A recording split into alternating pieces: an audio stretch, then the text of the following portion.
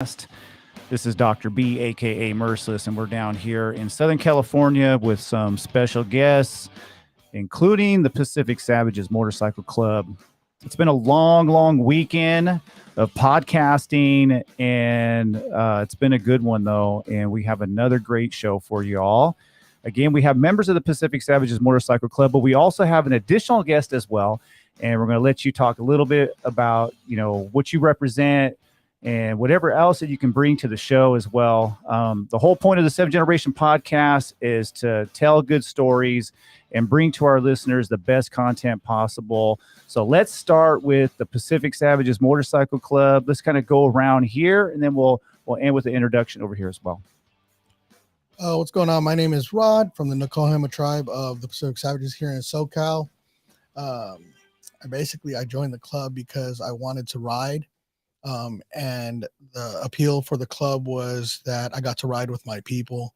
The concept of sharing our culture with everybody else it's rewarded me in a lot of ways, just simply because I get to represent our culture in better ways than that's depicted in TV or media across, big challenge for us since the beginning of time. And now people get to meet us straight up who we are. Wonderful. Doughboy. How you doing? Doughboy, Nokohama Tribe, San Diego, Pacific Savages. Like everything Rod said, why I joined the club, but also we're given an opportunity to be, I guess, a voice and a vessel within our community, using motorcycles as just that, spreading the word and letting people know that, we're not, like you said, we're not like on TV. We're good people. We just want to spread the aloha and have a good time. Wonderful. All right. And our last guest, that we're in your spot right now. Why don't you tell us a little bit about where we're at and the work that you do here? Good afternoon. My name is Antoine Howard. I'm a financial broker here. We're in Bonita, California. In my office, I run a financial brokerage for World Financial Group. My company's name is Team Faith Leadership Development, and we specialize in educating families and friends about financial literacy, financial education through different types of insurance. Just want to make sure that everyone's properly protected. And since I ride like these guys in my own MC, Above Average San Diego, we like to make sure that if and when something does happen, one, your money's protected, but not only that, you're protected as well through insurance, so that we can make sure that when you leave this earth and you go behind up to heaven or where you're going to go, that your family's protected also. So that's been one of my main missions. And I've been a financial broker for 13 years now in San Diego. And that's been my passion and my ministry, to make sure that I can make sure that everyone I ride with is properly protected and their family's protected at the same time. Because I think that's the big thing about family. We want to make sure that we're all together when something does happen, especially on these bikes, that we can make sure that we leave this place and we leave our family protected as well. And that's why I'm glad to be here at my office. But I'm going to put another hat on. One of my other hat is that I'm a Goodwill ambassador for Attorney King Amanpour, which is the #1 car and motorcycle personal injury in all of San Diego. And it's been an honor to be working with him for the past 5 years, going on 6, because I also ride in my clubs. And, we have a lot of big riding population in San Diego. And it's important for them to understand how to properly use their car and motorcycle insurance when it does happen, you get an injury, that you know who to call, the King, 619-333-3333. But at the same time, you know that we're going to take care of you like family. That's like we say, this is the family that we have here with a lot of the clubs, Pacific Savages, Above Average, San Diego, that in Attorney King to be a proud sponsor and a partnership with him also. And it's good to have the legal aid on your side. So when something does happen, you know to call the King, and we're going to be right there in the hospital, at home, wherever we need to come to make sure that we can take care of you. We're going to take care of you. And that's been a big passion of my own, to make sure that when it does happen, that we're there. And that's kind of why, he represents the motorcycle world in San Diego, and he has a big heart for us also, because when it does happen, it's scary because you don't know what to do, who to call. 100%. Yeah. And we want to, obviously thank you for allowing us to be here today, to be able to do our show. And welcome to the show. Yeah, welcome. It's honor. It's honor. Absolutely. So let's kind of get back to the Pacific Sovereignty Run right here. This is taking place on June 17th, Saturday. We are 6 days away, and a lot has gone into planning this event. Starts at 12 noon. It's at the Elks Lodge, 7212 Melrose Street, Buena Park, California. There's going to be a bike blessing, kava ceremony, MC war games. It's a free event. It's a cultural event, all kinds of live performances. I mean, we're talking about a lot of different cultures, a lot of different organizations coming together to put this event on June 17th. So, can you tell us why the Pacific Sovereignty Run is so important? What can you tell us about it in your own words? And how can we get more people to come on out and join us? Well, I mean, the way I see it, the Pacific Sovereignty Run is an opportunity for the Pacific Islanders on twos to get together. One of the biggest things that I've seen that came out of this run is while we are all from different clubs, I mean, we all come from same islands, you know, people from Hawaii, people from Samoa, Philippines, and for the longest time, people were separated, right? And it wasn't because people forced us to, just people never got the opportunity to unite. And this is one of the great opportunities for us to get together, break bread. The kava ceremony is super important, and it'll show the world that, you know, we're out there. We're not here to take anything over. We're here to ride where we stand, and we want to be around our people. We want our people to have the opportunity to do the same for themselves as well. Absolutely. And it really is a chance for us to showcase the best of our cultures, right? And even though it's a motorcycle club event in the sense that different clubs have helped sponsor it, it really is a community event. And it's really an event where you can bring your family out. There's a little something for everybody, a lot of great food, a lot of great raffle prizes, obviously live performances. I mean, this is something that's for the entire community. Absolutely. I think our last one of my best memories from there was just watching the little kids run around. I mean, and they were having fun with all type. They had toys they were playing with, they had games they were playing with, but I mean, all the way into the night, these kids were running around, throwing bottles and running around and chasing everywhere. And it was kids from all different clubs that were there. I mean, I saw kids from section 8, kids from our club that were just out running, playing along. And to me, that was great, man, because I didn't grow up like that, right? I grew up in a very sheltered way where it was like my people were my people and that was it. And it wasn't until like coming around the Savages where I started realizing that, you know, when we unite, we're huge and it's a lot more fun. Yeah, and that's a big part of the PSR as well. I mean, the word sovereignty is important. That we chose that word because it meant, you know, the ability to have our own lane. All of us coming together, whether or not it was the Pacific Savages or it was Section 8 or whatever club wanted to be involved in this, it was a chance for us to, you know, be out on our own, have our own lane, and be able to demonstrate the best of our cultures. Yeah, I mean, realistically, um, I remember before I ever joined a motorcycle club, I never wanted to get in one because I didn't understand any of the concepts behind it, and everybody that ever offered me or asked me to come around just wasn't my flavor. It didn't appeal to me. It wasn't until I ran into the Pacific Savages through someone I grew up with, and talked to him about it. And realistically, I looked at the website, and everything they said was everything that I wanted to be about. I mean, just the fact that, you know, we respect everybody, but we adhere to our own bylaws, and we're going to do our own thing. And to me, that's like perfect. Yeah.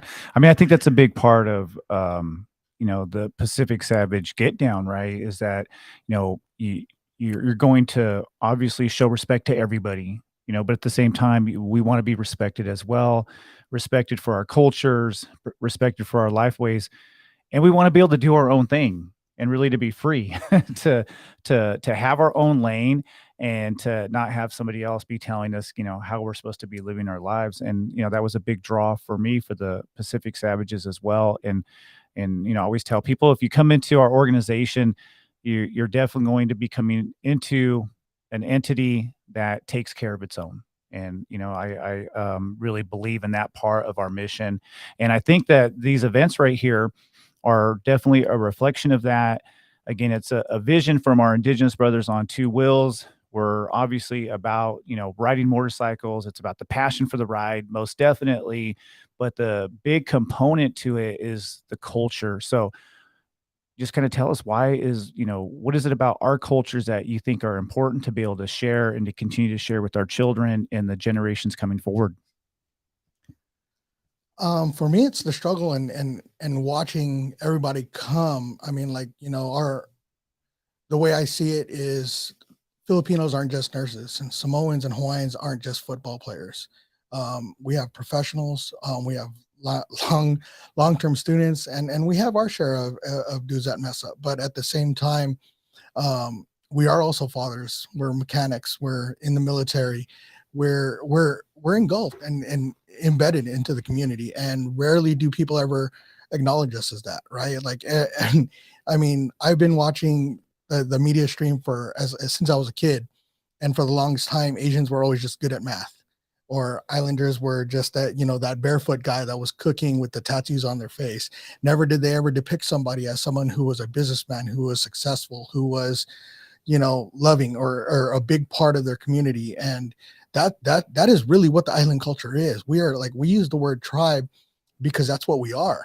It's not just about being successful for ourselves. If you look at the average Islander community or the average Islander family, those families take care of not just themselves, but their brothers, their little sisters, their mothers. They go on for generations taking care of each other. And to me, that's embracing that part right there is everything the Savages do. Like we take care of each other. You know, and like you'll see these guys when we come to the PSR, all of us are having fun, even if they're not from the Pacific Savage Section 8. They're out there having a good time. I've sit there, shook hands with them. I've seen, you know, that's what it's all about. And I know those guys. Some of those guys are tattoo artists. Some of those guys are business professionals.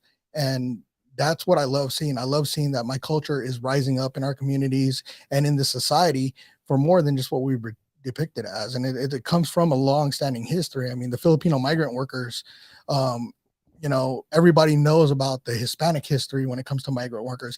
Rarely do you walk up to somebody, well, they know about the Filipino migrant workers that actually started those things, right? It started the organizations and started getting all those migrant workers to unite and get together and build something stronger. To know that that's the history that the Filipinos come from here in California. We started as migrant workers, and now we're in 50% of the hospitals. Like some of these lawyers, some of these, the military. I mean, we are deep into the community. Yeah, with that. and you know, there's a diversity in occupations, and you know, one thing I do love about the club is that we have so many people from so many different backgrounds in terms of what we do professionally, right? We have college professors, we have people who are in medicine, we have people who are mechanics. I mean, everything under the sun, people who have, you know, a long history of military service. When you become a member of our organization, you're going to meet a lot of people from a lot of different backgrounds, and it really does break down the stereotypes of what people have for us as Indigenous people, whether it's be Filipinos or Pacific Islanders or Native Americans. And it's a chance for us to be able to share, obviously, with one another, but also share with our communities and show people a different side of what it means to be an Asian or Pacific Islander. Absolutely. Yeah, Doughboy, you're over here quiet, man. You're letting your brother just carry the load over here. What's going on, man? We got an active duty Navy guy right here. Well, We got an active duty Navy guy. Let's talk about that. Well, Roderick said a lot. So, because I get to ask that question a lot, right? When I first joined this club, first came like, why the Pacific Savages? Why you want to join the club and everything like that? And I really had a hard time trying to put words to it, because when I first came around, it's one of those things I just kind of felt, right? It just felt right. You know, us Indigenous people, Asian Islanders, Native American, a lot of it's spiritual, right? And it just makes sense. So, for example, I have two guys, Tito and Mario, right? I've known them for 20 years. We're a separate group of friends. So when I first started coming around the club, you know, them and other people asked me like, why do you want to join a club? Like, you already have brothers. We know each other for 20 years. And I tell them, I was like, I can't explain it. You just feel it. Just know that this is where you belong. This is what you have to do. And then a couple years later, you know, they got on their motorcycles. They got motorcycles. They rode with us, hung out with us a couple times, and then they each gave me a call separate times. Like, hey, I want to talk to you. I want to start my journey. I know what you're talking about now. I just can't explain it, but I know I have to be here. Yeah, that's such a good point. I mean, I feel like it is kind of hard to explain to other people, because people ask me all the time, like, well, what do you get out of this? You know, why do you want to be a part of a motorcycle club. I mean, I think there's a lot of misconceptions about, what we do, but I think what's unique and special about the PSR and the Pacific Savages, again, is that I think we're given an opportunity first and foremost to be who we are, right, and to be able to share with other people, not just people who are like us, but other people who are similar in a way, like whether or not, I get to have, a bunch of Filipino friends and people who are native Hawaiians, right? And that, I mean, I feel like it enhances my life. It broadens my perspective as well. And I get to be around like-minded people, and we all get to share in that same passion and love for motorcycles. And being a part of this is really exciting. It adds a little bit of adventure to your life, and there's politics that comes with it. But I feel like our organization has done a really good job of pushing this movement of being able to be free, doing our own things on two wheels, but most importantly, this idea of being able to grow our organization in a way that's reflective of our value system.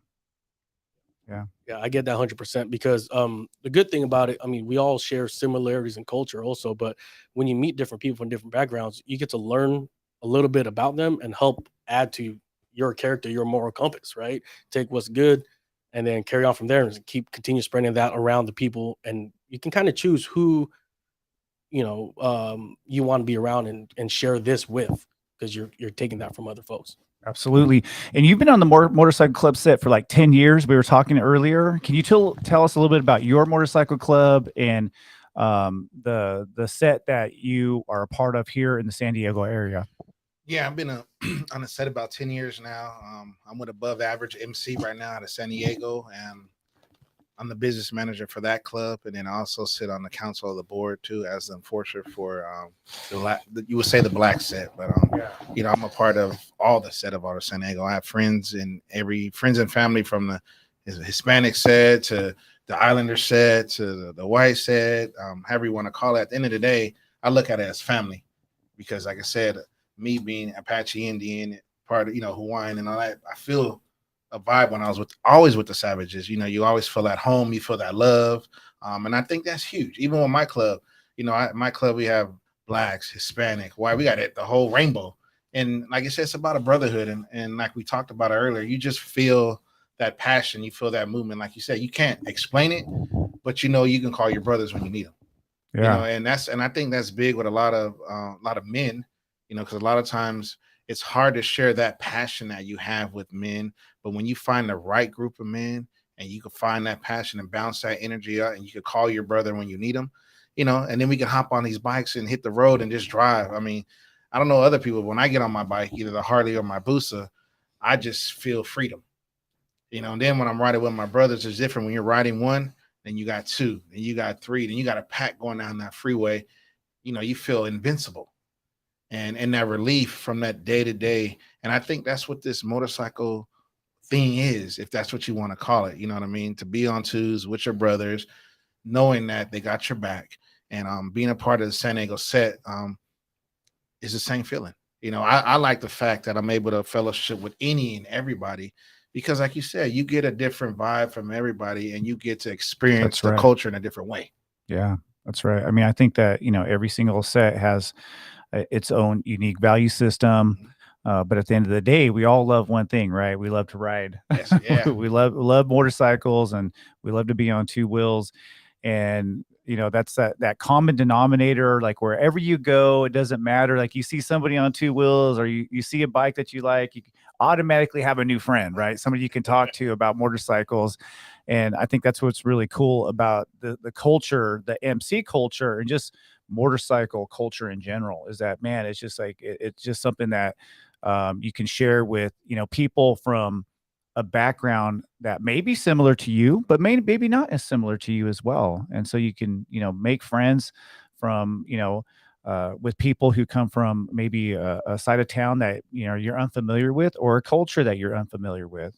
Yeah, that's huge. I mean, I always think about when I'm riding on one lane and I see another bike coming on a different lane, and when you throw those twos down, to me, I don't know, when I'm riding, I don't care if you're on a scooter, a Ruckus, a Grom, a street bike or Harley, to me, you just being on twos crossing me, it does something for me. To see that guy, be safe out there, keep the rubber down and all that. I think that's like that unseen communication that we have on bikes, that passion that I don't. It doesn't matter Yeah. what you're on. The minute I see you get off something, we always have a conversation, and I think that's something that, like I said, we talk about as the brotherhood, the twos, the riding, that culture, that riding culture that says a lot to people, and I think it can bring a lot of us together at the same time. Because I know if I break down on the side of the road, I'm on a bike and I see somebody else, I'm stopping. You good? You okay? You all right? You need help? Anything like that? And I think that goes across the board with anybody in this room right here, that we would do that for anybody, any club, if we can get over there, stop and make sure you're good. And I think that's part of the culture that they don't Yeah. talk about, and part of the community aspect, that we get together and we do a lot of give backs to the community, back to school events, toy drives, Thanksgiving drives, turkey drives. I mean, I don't think clubs or MCs get enough credit for what they really do, even though they don't publicize it. And that's why I love doing with the Savages, because they're always giving back. Like we're collecting donations for the Guam event. The storm that out there that knocked a lot of power and everything out. Just right now we had another clubs of Rough Riders stop in, drop off some stuff that needed to be donated. So by Friday, when we collect enough, we're going to ship it out. And that's the partnership that the MC world saw the need, saw the flyer, and you got clubs that want to come in and pitch in. How can I help? What can I do? And that's part of the MC culture, part of all the sets. And I think a lot of that doesn't get seen, to the public, but it's out there. And I think that's why these podcasts, these clubs are so important, so people can understand that the motorcycle road ain't just what they see on TV. Yeah, such a good point. I mean, there's a lot of misconceptions about motorcycle clubs, and a lot of it has to do with the media, obviously. But maybe you guys can talk a little bit more about the Pacific Savages MC. If you were going to explain, say, the motorcycle club to somebody who's unfamiliar with MC culture, how would you explain the organization? And what can you tell us that would be something interesting that you think our listeners would be interested in knowing? So in my eyes, like I think some mentioned it earlier when he was talking about, he had some friends that asked him why, you have a set of friends. And the honest truth is you're right. I do, like for me, I do have friends. I have family members. I have cousins and brothers who are by by force. They're my brothers, they're my cousins, they're my relatives. I have friends who I've known for years and years and years. And, through that time, we've built these bonds. In this motorcycle club, I think what gets me the most is every time I see someone wearing the same patch as me, I understand the journey and what it took to earn that. And it's a commitment. It's not like this isn't something you just buy into. This isn't something you just show up to, right? It's a commitment. The person who wears this patch understands that commitment. For me, that camaraderie that builds is like no other. Right, because this is a choice. Like no one put a gun to my head and said, "Hey, join the motorcycle club." No one, it wasn't one of those things. Like it's a daily commitment that you make to be part of this club. And when I'm with brothers who have made that same commitment, it's a feeling that doesn't match anything else. And it's really hard. Like Doughboy here said to put it in words, but that is one of the biggest things about being part of the motorcycle club is not only am I riding on twos, but I fed the table just like everybody else did. So now I got the seat. Yeah, that's such a good point. I mean, I always tell people, and I'm glad you brought that up, because that's a big part of the way that we do things in our organization, is that you really have to earn your way in. You're not given anything in the Pacific Savages MC. And I always tell people this is not for everybody, because some people don't want to put in the hard work. They think, well, all I need is a motorcycle and buy me a vest, I'm good to go, right? And I'm like, nah. You're gonna have to spend quite a few months, in some cases over a year, maybe longer, earning your way into the club. And I think you'd said it best: to sit at the table, you have to serve the table.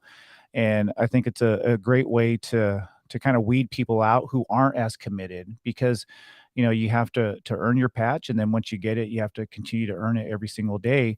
which means that you have to be committed. And that's what I love about our club is I know that everybody who's here, like you said, that person had to earn their way here, and that person has some level of commitment. And I think that's what is pretty cool about our organization is we're not just going to give these, these colors away to anybody. You really do have to work your way through the process.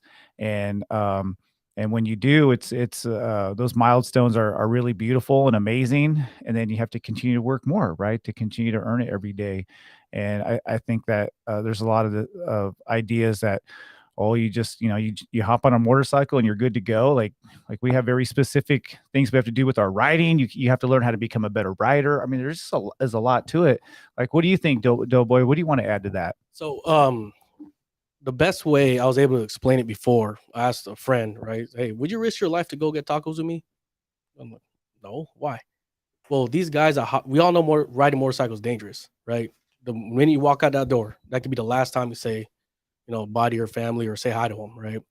So I explained to other people, these guys risk their lives every day. Just come get coffee with me or go hang out with me or go ride with me, right? Because anything could happen, right? Either whether it's our fault or a driver's fault, So that's how, like I said, I best explained it. These guys risk their health and life to come hang out with me, go get some coffee, get some tacos, right? So that's, like I said, the closest way to words I can imagine or I can describe about being part of this club and being part of this motorcycle community.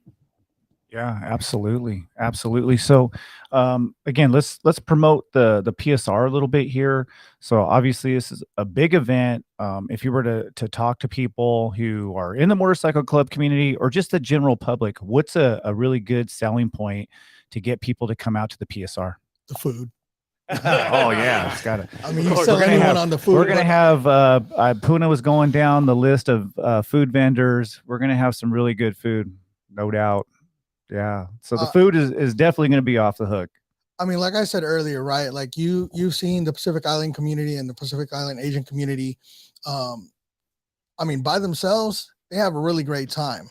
When you see all of them get together and everybody's breaking bread, sharing laughs, sharing stories, it's really a magical moment. Like there's nothing that's going to be like that because I mean, this has nothing to do with anything else but sharing the culture with each other. And it's great because like I'm Filipino, right? And like I'm huge in the kava ceremony. I stopped drinking a long time ago. Kava was one of the only things that I ever drank, and it wasn't until I met more Polynesians who drank kava on a regular or who drank it ceremonially that I got to learn about it, right? For the longest time I was drinking kava just because it was a substitute for my alcohol.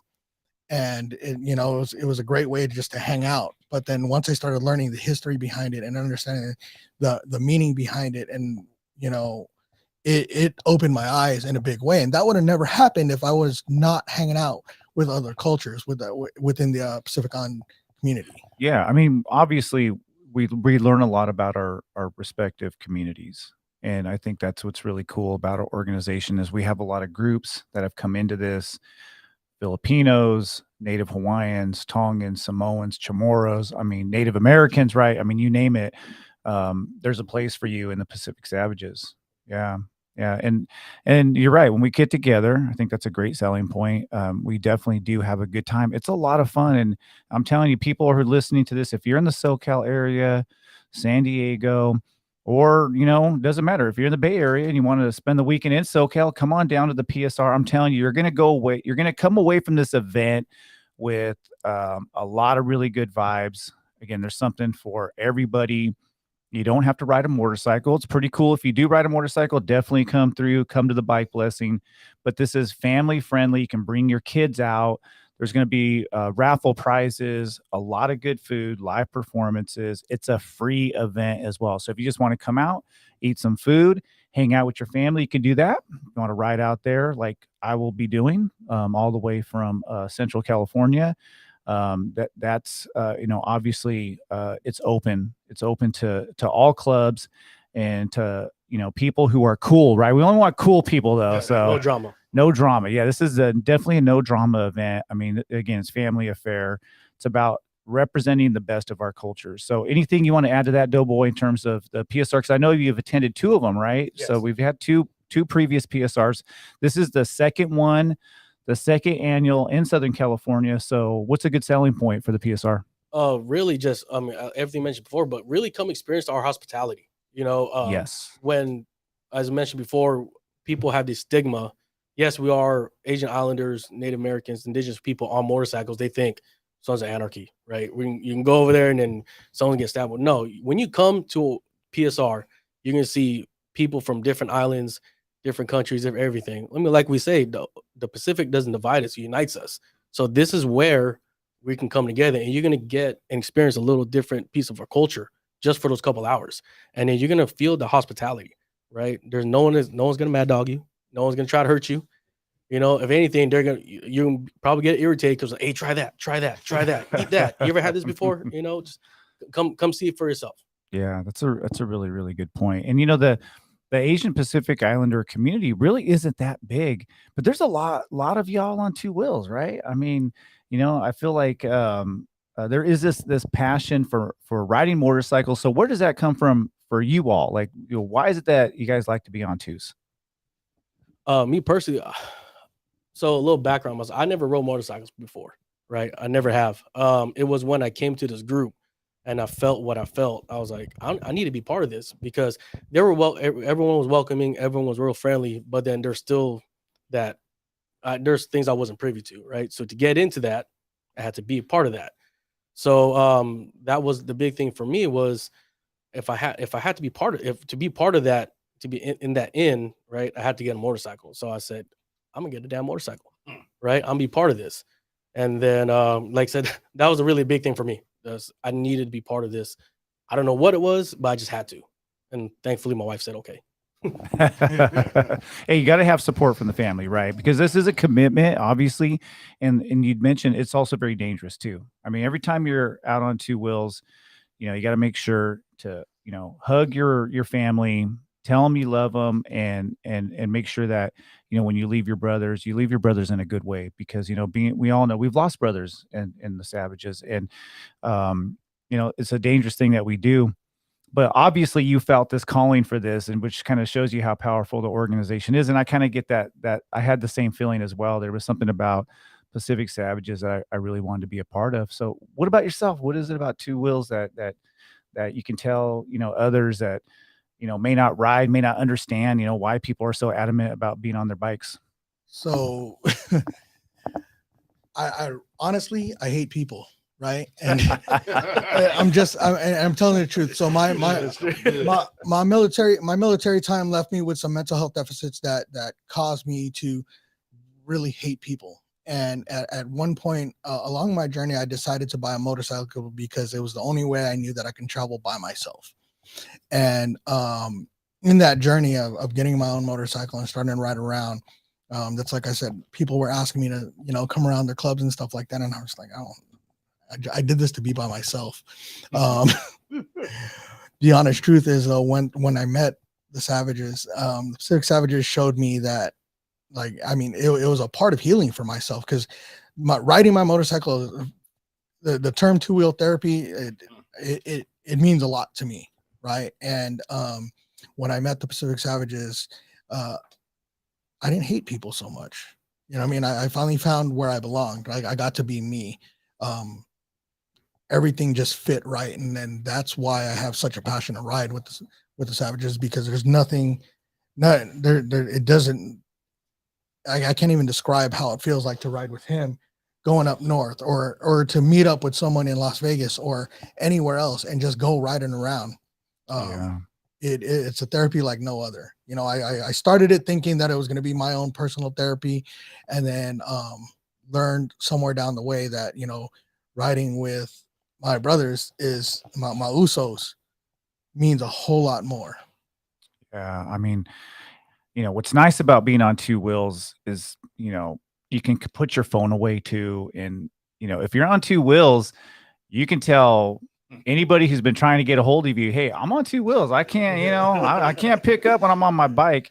And that is a nice part of being on your bike, is that it's a chance just to escape And because I feel like I can kind of relate to what you're saying. Like for me, you know, being on two wheels is just a chance just to be away from everybody, just to be away from people in general. And even when you're with your brothers, even though we're together, if we're going on a long ride, it's not like we're communicating with like hand signals and stuff like that, right? When we need to stop, when someone has to use the restroom, but you know, we could all be in concert with one another, but we're not having a conversation. You can still kind of be in your own little mental space and kind of work out the things that you need to work out. And going on those long rides as well, I mean, it's a big part of I think what we do as Pacific Savages. You have to ride. You have to want to ride. You can't just have a bike. I mean, you have to be on that bike. And I can't remember what podcast I was doing yesterday, which one I've done quite a few this weekend, but I think I was talking about like the first 13 months, I put over 20,000 miles on my bike, you know, and I was really proud of that. I was like, dang, man, I felt really good. And I had all those memories that you make when you're on the road with your brothers, the funny moments, you know, the irritating, irritating moments. I mean, there's just like I can't express like the good memories that you make with people. And there is something therapeutic about it. You know, for me, it's hard to put into words. But I think you said it perfectly. Like there's just a lot that you can get from being on two wheels. But then when you're with your brothers that are like-minded and you're just out having a good time, there is a healing aspect of that as well. So anything you want to add to that? Um, for me also, Roger touched on it for therapeutic purposes, right? So for me, when I ride, it's a sense of closure, right? So I had a daughter that passed in 2017.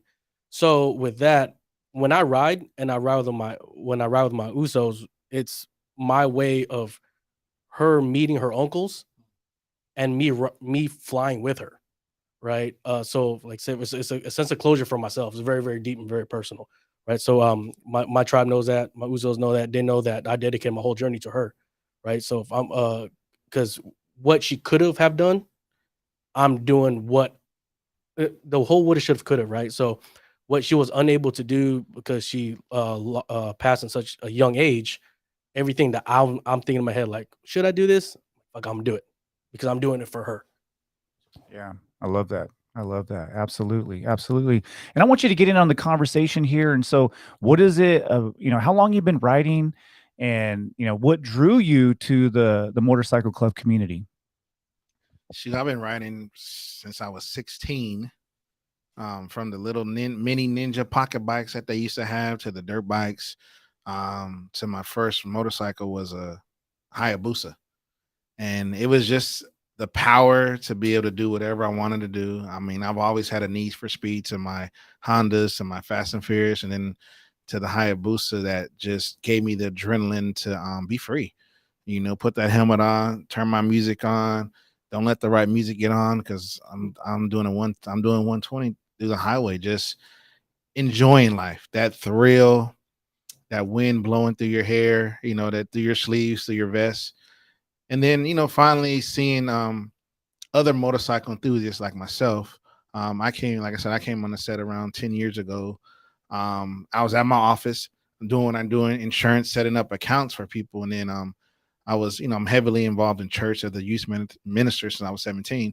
So I have my own Christian club, you know, Team Faith had his own patch and everything. But it wasn't until other motorcycle clubs that I was setting their accounts up saw my vest hanging in my office. And, you know, they saw me pretty, you know, productive and, you know, well off doing financial services. And they were like, you ever thought about joining a club on set? And I was like, on set, like, you know, I see them all the time, but I never really dove into it. And then a couple of my best friends at my church were with Flaming Knights, and they started educating me on motorcycle culture because it's a culture. You just don't get a bike and start riding, and you know, it's a respect thing, and do your history. I tell a lot of people, do your history, do your homework. And once I did for about, you know, a year, you know, I started going out to events and seeing all of it. But what really drew my attention when I was the community service aspect. I'm big on that. And then one of the president who took me under my wing when I was with my old club, he said, you know, it'd be a good thing for you to help bridge that gap and bring, I don't want to say the good to the bad, how he said it, but it was just get the involvement with the clubs, because after reading the bylaws, you have to give back. And when I saw that, look, to me, it was ministry. I could be on a bike and be ministry at the same time. Let's do it. And so I dove in, jumped in, became the VP of my old club, and I pushed the community service aspect, the back to school events in the community, the food drives. One of my big thing that I really pushed when somebody in the community would pass and they couldn't afford the motorcycle brigade, I got a team of people from different clubs, my own club also, and we would come to the families and like, would you allow us to escort your son, daughter, mother, father, to their final burial place? Because if they couldn't afford it, and we would do that. We would block the streets, block the neighborhoods, and we would make sure that family brigade got to the final resting place. And to me, that meant a lot to be able to see the people's on the face, and say thank you so much. We couldn't afford it. It would have been a headache. And that's one of the biggest things I did. I mean, there was another event it would always stick out in my heart. It was a little kid. He was being chased on his bike in Southeast, and he crashed and hit a railing, landed into the trolley tracks, and died. And one of the kids came to us, and they were trying to do a ride for him from University all the way to Imperial, but they were like, how are we going to get there with the cars and all that? So a lot of us and motorcycle clubs got together, and we closed the whole lane for them so they can ride their bicycles in memory of their friend. And I thought that was huge for little kids to understand the importance of riding together, even though it was bicycles. And then we rolled up in 30 motorcycles, and we made a lane for them. That's pretty cool. That's probably will be my story that I always tell, till I die, is that the simple fact that the kids came up to us and was like, thank you. So they were so appreciative of their friend, and they were just appreciative of their bikes and how they cared about them like we care about our motorcycles. We wipe them down, we clean them, and to see these kids do the same thing with these bicycles and cherish them, and I looked at it like starting off at a young age, and they look at us with motorcycles that they want to get there, and they would say, oh, I can't wait to get old like you. And I was like, hold on, I ain't old, I'm young. You know what I mean? Right. But I got what they're saying. I can't wait to get older so I can get a motorcycle and I can ride and get back like you. And I think that's what a lot of kids and people look up to us, to the club members. I ride with Pacific Savages. I go to their events all the time. Why? Because I like the Ohana. I like the energy. That's I right. like, the vibe they give me, me being Apache, and then just, I like being around my people anyway. And it's a different vibe that they give. And that's why, I was glad when I was able to partner with them, with the Turning King in the club, and that just gave me another reason to come to their events, hang out, eat, you know what I mean? And just party with the guys. Cause The food. Yeah, the food. Yeah. Once again, but it's the same time, like you said, it's the fellowship. Yes. And I think a lot of people are drawn to that because it's hard already to find like-minded people. But I think it's something about these motorcycles that, I could park my bike, you park your bike. We don't have to say a word. We look at each other's bikes. We look at each other. We nod. Yeah. And it's on from there. If we're drinking something, whatever it is, or eating, we're going to talk about motorcycle. Oh, Yeah. Tell me your story. Where you been? Where you going? What kind of bike you got? What you put to it? And I think, right there, it stems that if we can write that down somewhere in a manuscript, I think that would bridge a lot of gaps in this motorcycle world. And I think a lot of time, like you said, it's healing. I mean, it's healing all the way. Because like I said, if I'm having a bad day and I want to jump on the Busa and just fly around San Diego, do a loop that I call it, and then get back home and then jump on the Harley and play my music, and just let everybody in the neighborhood hear, like Rob was saying, man, we're going to connect with him. But I think, like you said, it's very therapeutic in so many different ways that us as men go through so much. Not knocking the women because there's motorcycle clubs for women, but we're talking about the men right now. We need it. Yeah. No, I'm with you. I agree. Yeah. I mean, I feel like that's a big part of what we do that maybe we don't even talk about, right? Yeah. The fact that we need to have that time just for us to be able to hang out. Because I can't tell you, like, there's times where I'm like, my week's been just, rough work wise, but I know, man, we're doing the ride on Saturday. And my ass is going to be up at 5 a.m. And that night before, I can't even fucking sleep. Like, literally, like, I'm so excited because I know I'm going to be up. And I'm like, dude, you got to get some rest. You're going to be exhausted all day long. But I can't sleep because I'm like a little fucking kid. Like, I know I'm going to be up at 5 a.m. and I'm going to be mobbing all day long. And I just can't wait to get out there. And I feel like we do need that because, as men, we're expected to be, providers and workers. And we all know, like, owning a motorcycle is not an inexpensive hobby. This is like, you got to pay the bills, right? And so, I mean, there's a lot that we have to do to be able to play hard. And, for me, when I come home after a long day of riding, I always sleep better. And again, I have those memories to get me through to the next ride, right? Because, we all work, we all have things that we got to do. We got responsibilities, and that time out on the road, that fellowship that you're talking about. I mean, I think that's really an important part of what we do. And I think that's why a lot of brothers are drawn to this as well, because I feel like a lot of men, we don't really know how to talk to each other and, share maybe our feelings. But just being around positive energy, being around Ohana family, that's just going to heal you in and of itself, right? Being around that kind of positivity. And I think you definitely get that from the MC community. And that's not even talked about. That's not even something that we even talk about. It's always the bullshit in the media. It's always like, somebody does. We were just talking about this earlier, right? It's like maybe that one little incident that happened. That's what people end up talking about. But the charity work, being in the community, there's so much that MCs do and give back to the kids in numerous ways. Backpack drives, right? Just getting out there. I know the Pacific Savages, all the community work that y'all have done. There's just a lot that goes into this, and it's not just about obviously, loving your motorcycle and being out there riding. I mean, we're at the end of the day, we're a community organization, and we want to get out there and we want to give back, right? That's like a big important part of our mission.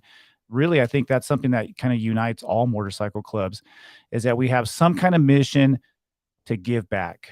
Like, yes, we want to be able to do what we do, but for us right here with the PSR, it's a chance for us to showcase our culture, to be able to bring our families together and be able to experience something that we could all take home with us. Be like, man, that was fun. That was a good memory made. Yeah. So the question I have, because this is something that honestly, I always tell people wherever I go, and I am not like some world traveler or anything, but I've been around the way a little bit. And it seems to me that the motorcycle club culture is a little bit different in every single region. So I want to know about San Diego area. So what is it like down here in the MC community? For the most part, what I see in the MC community down here in San Diego, it's super open. I've seen clubs of all sorts show up to each other's events. And then I've seen clubs just never show up at all, to be honest with you. That's just the honest truth here. The motorcycle community, it's very cohesive here in San Diego. Like Twan was saying, like, he's brought together plenty of motorcycle clubs. He's seen us. He comes to our events. He supports our events a lot. So anybody from other clubs I've sat here and invited to, I know we have our 10-year anniversary that's coming up, and we're reaching out to everyone to show up. And there's a lot of love that's being shown out there. And I think a big thing for us is we show who we are, right? This is who Nakona is, what we're about. We show up, we're out there, we're on the road. We're going to places, and we show a lot of love. So when it came out to inviting people to our 10-year anniversary, all these other clubs, they're super excited. I mean, I know that we've thrown plenty of events down here, some real big ones. And it's funny because I'll go to some club event, some bike night or something, and someone's going to hit me up. It's like, hey man, when are you guys going to throw another Lumpia event? Bro, like, we sell more than Lumpia. All right. What about the Locomocos? What about the Locomocos? When are you guys going to do that again? But yeah, I was one of those guys. I ate the Lumpia and I ate the Locomoco. I'm already waiting for the new one in July. But they're always coming out to our events. So I mean, I think it's super cohesive down here in San Diego as far as motorcycle community. What do you think? No, I agree. Every time we hit events, and it can be all the way down close to the border, San Diego, all the way up North County, you see pretty much the same club, same people. It's like, man, I feel like I just saw you yesterday, right? And it's always the same. The love is really reciprocal, right? You go to one event, I mean, they're gonna come back tenfold. It's like it's the respect is great, the support is great. It's a good two-way street, and it's not that typical show up, do your little donation for 20 minutes and dip. Like everyone actually kind of hangs out and talks to each other, right? I think it's really cool. I love it. It's good. Anything you want to add to the? I know you know a lot of people obviously here in this area. You've been doing this for a long time, 10 years plus. So what can you tell us about the San Diego area and the MC community? I know we don't like to ride in the rain. I'll tell you that right now. the 1 or 2 months we get, but as far as that, I mean, I think San Diego has the best riding weather thus far, and once this June gloom or bipolar weather gets its act right, you'll see a lot of more clubs out. I mean, there's a lot of events going this summer, and the culture, like you said, is phenomenal. We look for a reason to go to an event just to hang out and chill, enjoy, eat, drink, chill, listen to the music. I mean, like I said, I think that camaraderie is huge in San Diego. I love that about everything. I love how you can call somebody from any club or anywhere, and they'll come and support. Or even if anything, I mean, like I said, I had an incident the other day where 3 clubs are riding together, and I was able to get the call to come and play my role and to help out. And like I said, that's where that family comes together, and that culture in San Diego is that, a lot of times, we have each other's back. Good, bad, or ugly, we're going to talk about it later, but we got your back. And we're going to support you all the way. And I think that culture is strong here in San Diego. Like I said, it is open. It's kind of laid back, but at the same time, when we get together, we're partying. We're going to, like you said, we're going to make sure that weekend, that it's a long weekend, but we get it all out before the work week. And I think that's, if you can round that culture up in San Diego, that's pretty how it is. When that sun comes out, the bikes come out, and the clubs come out, and the events come out. And it's just that, I don't know. I live right here by the freeway, so when I hear the bikes coming to 125, at night, I get excited. I think me and my dog just listen to the But yeah, I mean, like I said, I'm excited about this summer. I'm excited about the Savages their event this Saturday. I'm excited about the 10-year anniversary because I can't wait to be there. Yeah. Can we tell us more about the 10-year anniversary? I mean, when's the date? You guys have a date on this, and how's the planning going for that? Yeah. So the date for the 10-year anniversary is August 26th, the Saturday. It's gonna take place in Pacific Islander Brewery in Santee. We talked to owner's welcoming us. He's real excited. So we're getting together all these vendors. But the key focus was, when we're getting these vendors, we wanted small local businesses, right? We wanted to not only promote them, right? Well, mainly promote them, but we were also making sure that each vendor didn't have anything that was selling similar, right? Because we didn't want any competition with anyone. We wanted everyone to come eat, right? We want everybody to succeed, come out and feel like, man, I want to come back out and do this again. Exactly. Yeah. And it was our way of thanking them. And it's a free event also.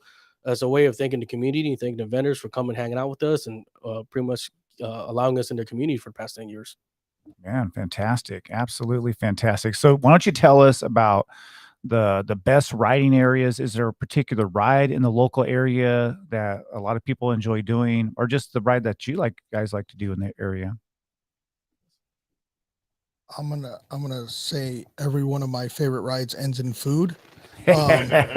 Old 94 is actually a really good one. I don't know if Barrett Junction Cafe is there anymore. Okay, so they have this like breakfast buffet you can get for like under $7. Ooh, you do a great ride. You get up there, pay a little $7, and you all you can eat breakfast.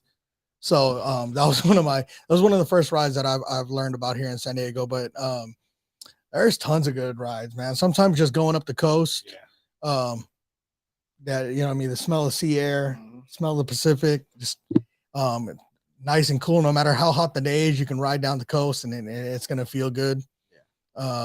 Julian is a good one too. And some pie. Yeah, get some pie. End up at downtown Julian, right? Little twisties going up the mountain, but it's a nice ride because it's scenic, right? Like I said, you end up at Old Town Julian. It's one of kind of takes you back in time a little bit. That's very cool. Nice. Yeah, I mean, I'm from an area where it's just freaking hot in the summertime. So the summertime is when you guys like to be out and about doing the good rides. Yeah. Ride to Mexico, some good rides down there. Again, ends in food, great lobster for real cheap. I mean, I hate to say it, Man, man, I mean, but honestly, like you guys are in paradise. Do y'all know that? Yeah, Like absolutely. in comparison to where other people have to, some people can't even ride 6 months out of the year. that's crazy. You know, it really is. I mean, some people that have their bike on a tender for like, 4 months out of the year, they can't ride because of the weather. And you all can ride year round. You guys have probably some of the best weather in the world right here in San Diego. The best riding weather anyway. And realistically, in San Diego, in riding, you can get almost anywhere in San Diego within like 20 minutes. I mean, I can get to Escondido, take 20 minutes from here. That's so you're right. That's why. No, but I mean that's a great part of thing about San Diego is like you can get anywhere. Like I mean, if you want to try to hit multiple events, because believe me, during the summer there's multiple events going on. You can get from downtown San Diego over to like East County in 20 minutes. Then from East County you can hit North County in another 20 minutes and zip back down to Imperial Beach, and that's going to take you like 20 minutes. So it makes it lovely because when everything's so close, but it's weird. I don't know, because they're all far. Yeah. But you can do all that in a single day. And like you said, it's like when you're mounting up in the morning, getting ready, and you get that anxiety at night, like, oh my God, it's like your first day of school. Right. That's a perfect way of putting it. That's actually a perfect Right? way of describing it. Getting ready for a weekend, and it's like your first day of school. You get up, you're tired because you didn't sleep. You drink your coffee, go to meet up with everybody, and you hear the plate, you hear the plan of where we're riding to, how we're going to get to. I mean, the fact that we're so close to other cities like Orange County and Inland Empire, like, I mean, we just hit one of our Usos events yesterday, and it was literally a quick zip up there and a quick zip back, and that's beautiful. Yeah, and what I like to see is, for me, it's been a really nice weekend because I've been able to kind of experience the SoCal Pacific Savage, culture, and it's just, it's really laid back here, and I just, obviously you guys all support each other, and I was telling Chino, man, we were talking yesterday. I'm like, man, I said, I'm bringing my guys down. We're coming down. We're going to come down here. We're going to visit every single tribe. We're going to do some rides down here. So, I mean, obviously you guys have great riding weather, and you have something really positive going on here. And if people want to reach out to the Pacific Savages in the SoCal area, what's the best way to go about that? IG? Yeah, our well, at least Nakohema's IG. You can find us on Instagram. It's at Nakohema. I don't want to spell it phonetically, right? Nakoahema. Yeah, I think I spelled that right. Yeah. And if people want to go for a ride with you all, is that possible for people to join you and like message you guys, say, hey, is it possible to go for a ride? How does that work for you guys? Oh yeah, it happens all the time. Actually, that's how we got Goose. One of our members, he slid into my DM and said, hey, what's up with you guys? And I said, what's up with you, man? And then invite him. He's like, I want to ride and want to check you guys out. So anyone that wants to ride with us is always welcome to. You're not going to be pressured to try to join or do anything where you're not pressured to ride within our pack or ride past your ability, right? We want everyone to go home. Even though I don't know you, I don't want that. We're not going to put yourself in a risk, right? Yeah. Beyond your ability. So anyone that wants to ride, hit up our IG, or if I happen to know somebody, let us know. Everyone's always welcome to ride with us. Yeah, absolutely. And anything you want to add to that? Yeah, fair warning though, it's contagious, man. Anybody that's gone out with the ride with us, they continue to want to ride with us. I mean, we have a lot of fun, and then when you watch what we do and how we interact, that brotherhood that we have with each other, people want to become part of that. And even if they don't officially become part of that, I mean, we have people who still ride with us till this day who just never wanted to make that commitment, but love what we're doing and want to support that. And they come out to our rides. We have a New Year's ride every year. And I want to say there's at least 5 to 10 individuals who never really had the commitment to get into a motorcycle club, but they're making that New Year's ride because they want to come out and they want to start their year. They want to start their year off with that kind of camaraderie and that kind of, Man, that's a big one you guys do. I saw that on social media, this the past one that you guys did, and I'm gonna have to make one of those. Yeah. It was pouring rain too that day on New Year's, and then we had one of our guys come. He's like, you guys still gonna ride? I'm like, yeah, we do it every year, rain or shine. Yeah, we're doing this ride. It's the best way to bring the new year in on Tuesday. Absolutely. And what about your club? How can people reach out to you? You can look on our IG, Above Average MC SD. or above average MC. Is on IG. You can look at our events. Matter of fact, we have our annual coming up next month, July 7th and 8th. Well, Friday night we'll have our meet and greet at the Four Horsemen. Flyer will be out this week, and then Saturday day party will be at San Diego Harley, and then our night annual dance will be at Diamond Gyms in Chula Vista. So inviting all the Pacific Savages out and all the other clubs that want to come out. Look at our IG. You'll see our flyer. We're gonna have a lot of fun. We're gonna have food, games, raffle. It's family friendly, so it's everything. So just come on out and have some fun that day with Above Average MC. This will be our 7th year. So we're going for it. I love it. Well, obviously you guys are doing something right down here in SoCal, and I really do appreciate you guys spending the time with me here at the 7th Generation Podcast. I think we did a really good job of promoting the PSR. I definitely want to thank Puna. I know Puna, she was taking pictures here. She's right around the corner. I want to thank Puna for helping, put this series of podcasts together. I mean, for me to be able to sit down with all three of you and to, share some time and to let you guys talk about your organizations and what you do. I think it's really important because there's so many people out there that have misconceptions about motorcycle clubs and really don't understand what we do. And I think that if people listen to this, right, they're going to have a better idea of, just how cool it is to be in a motorcycle club and what you can get from it. And the fact that, motorcycle clubs are probably a little bit more open and willing to talk than people think. There's certain things that we don't talk about. This is true. But when it comes to, our passion for motorcycles or just having a good time, definitely eating good food, the passion for the ride and being on two wheels, having a good time, sharing our culture, it's a big part of what we do. So I want everybody who's listening to this, if you're in the SoCal area and you want to know more about the Pacific Savages, reach out to them. They're more than willing to share what they do.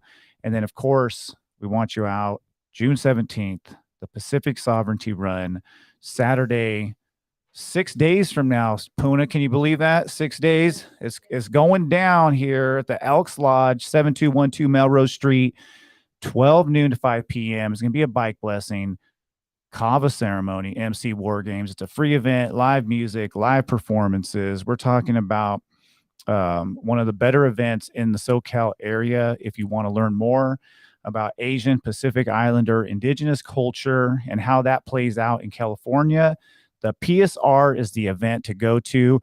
Anything else we want to add, gentlemen? Anything? I'm good. Thank you for having us. Absolutely. I'm good, man. If you guys want to know more if you want to meet a Sav, come to our event. That's Guaranteed right. You're going to find a place. Yes. You want to meet a Sav, come out to the PSR. And let me tell you, the brothers are all open. If you see the patch, go up and talk to them. Introduce yourself, and I'll say that really about all motorcycle clubs. If you see a motorcycle club and you want to know more about their patch or what they do, just go up and ask. Some of the guys on two may look a little scary. Nobody in this group, of course, right here. But yeah, I mean, I feel like, we want people to come up and ask. And I always appreciate it when somebody says, hey, do I mind if I ask you about, your club? I think it's better for all of us to be able to tell people who we are as opposed to other people who know nothing about the MC culture, telling the story of what we're all about. So we're going to end the show. Again, I want to say thank you to Attorney King, right? Big shout out to them right here. And I got me a gift today. It's a motorcycle charger. Attorney King, car, motorcycle, injury lawyers. I'm gonna put the number out there, 619-333-3333, attorneyking.com. And so big shout out to them. If you want to get your insurance right, you need to do that as well. And, if there's ever an issue and you want some good advice, contact the Attorney King. We were talking a lot about getting our insurance right. And I think that's what I'm going to do when I get home this week. I'm going to make sure I got my insurance right. So with that being said, get our outro music going. All right, you all. This is 7th Generation Podcast. Don't forget to reach out to me on Instagram if you have any questions. And don't forget, June 17th, PSR, 12 noon, the Elks Lodge, 7212 Melrose Street, Winter Park, California. It starts at 12 noon. Until next time, peace.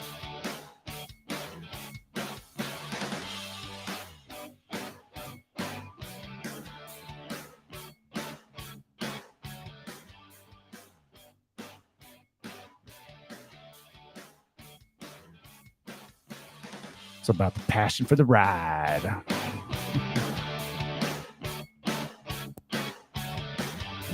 Woo, that was good, man. That was good.